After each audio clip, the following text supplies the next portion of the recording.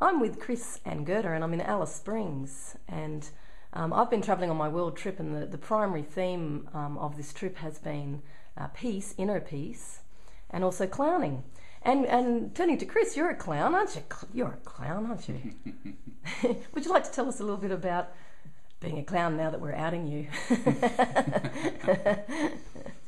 I discovered that I could do the clowning when I was working for Peace. I was working as People for Nuclear Disarmament's first organiser in Queensland, and I was so exhausted by the work I couldn't switch off because it's so complex and it was so demanding. And then I found that clowning, doing the interactive clowning, was a way of switching off because I had to be totally involved in the clown in order to do that well. And what was your clown name?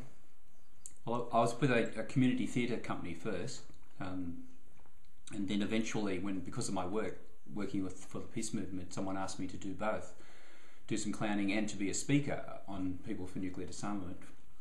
And then I thought, well, why not combine the two? And so I did a very short routine as WEPO, the Global Lifesaver, meaning weapon, short for weapon, WEPO, the Global Lifesaver. So I used to use the parachute as a beach and had all these foam bombs and did all sorts of activities that really stimulated people to reflect on what's happening to our world. And what did you find that significantly worked by being a clown and then doing these sort of interactive activities? Was there anything that really stood out for you that you thought was quite powerful? In respect of people's responses to what you put forward, because that's quite different from a speaker standing on a podium talking about nuclear disarmament. WEPO, the Global Lifesaver, was being playful about very serious issues, and working, for example, in community settings. I was at a peace festival once where we got them all to paint eggs of the different people, and I made a flower world all over the grass, the shape of the world, and people put the eggs wherever they knew friends to be, and then I put these paper bags on my feet, and then we all did a dance and a song, and I stomped all over the world, smashing it all up. All the kids thought it was uproariously funny, whereas the adults didn't, and they kind of saw that. So it was just a very creative way of introducing the issues. And the essential part of what I was doing was often when I finished clowning, I'd revert back to my normal self and then talk with people, or give them the chance to listen to them and talk to them, and that is what created some powerful change in people. That's fantastic. 1986 was the International Year of Peace. And I understand you both were very much involved in an initiative that you created. Perhaps, Gerda, you could talk a little bit about the work that you were doing in 1986. Well, I was involved with a group of women, and we were setting up a Parenting for Peace and Justice network, which we had actually started before 1986. And then Chris had the idea of, as part of the International Year of Peace, to take WEPO on tour for about 3 to 6 months, he said. And meanwhile, we had 2 little kids, one still in nappies, and I thought, well, either I find a way to go with him and with the kids, or he goes on his own for 6 months, which I wasn't looking forward to. So I thought, oh, well, maybe while he's clowning at schools and things, I can be running workshops for Parenting for Peace and Justice, which is what we did. So being married to a clown, does he ever take you? Do you ever take him seriously? Oh yeah, he's got a very serious side. Oh, that's a serious clown. And so it's good actually to have that clown persona that can bring a bit of lightness to a very serious topic, and or topics. Now, I'm sure all mothers would go, oh, what a nightmare taking kids on the road, for 6 months. Did you sort of find it challenging putting into practice parenting, for peace and social justice as you travelled around? I don't think it was a challenge to sort of be as peaceful a parent as what I could, or as fair a parent as what we could. But it was certainly exhausting, both physically and emotionally, because wherever we stopped, and we deliberately chose to go to smaller towns, and people were actually desperate to have someone to talk to about their own fears about the future of the world and being on the brink of nuclear annihilation or nuclear war, so it was a huge relief for them to share their fears. So wherever we went, we were also that sounding board and encouraging people to talk about that, which after a while is quite exhausting. Plus we had very long days and, waking up to kids in the night and travelling from one place to another and running workshops and doing media and all that sort of stuff. It was pretty exhausting, and we ended up being away for 3.5 months.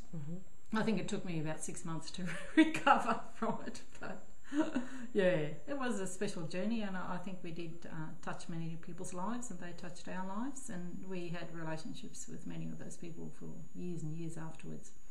What does parenting for peace and social justice, what does it actually look like in day-to-day life? Well, in day-to-day life, it'd be about how we live, so that sort of sense of living simply so others may simply live.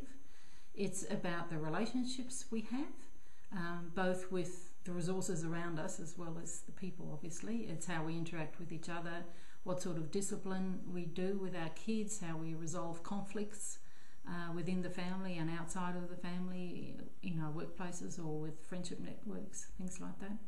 So we looked at all those sorts of things, as well as how to build peace on that personal level, local level, and global level. So being involved on all three levels, so that How did people receive that as a framework for peace? Like the local people that you met in rural communities, how did they receive that sort of information? Well, I think the people who came to the workshops already had some openness to it, and so it was very well received. We weren't overly challenging. We were very practical with all the parenting stuff. It was stuff that you can do on the ground, and that wasn't unreasonable. And so it was more about an attitude and approach to life and to relationships.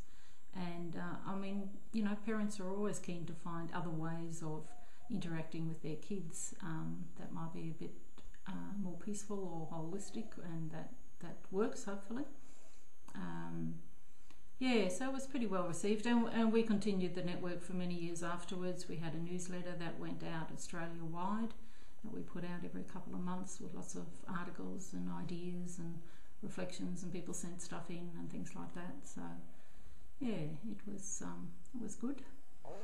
How do you think that conflict resolution could be implemented at the local level? Because when you think about society today, there's so many conflicts still within families. There's a lot of family disintegration.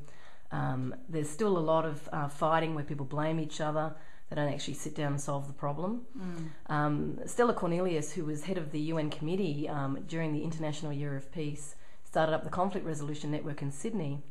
Yet still today, we're not seeing any sort of real implementation out into the community of conflict resolution. Do you have any ideas that you think might be helpful for perhaps rolling out conflict resolution as part of our social structure?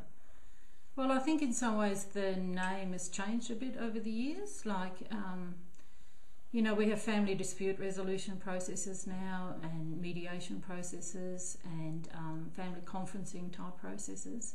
So it comes under a slightly different name, but it's still supporting people to deal with conflict in by not going to the court system, for example, or not being in that really adversarial place, and to really do it in terms of communicating and improving the communication between people to sort out the problems.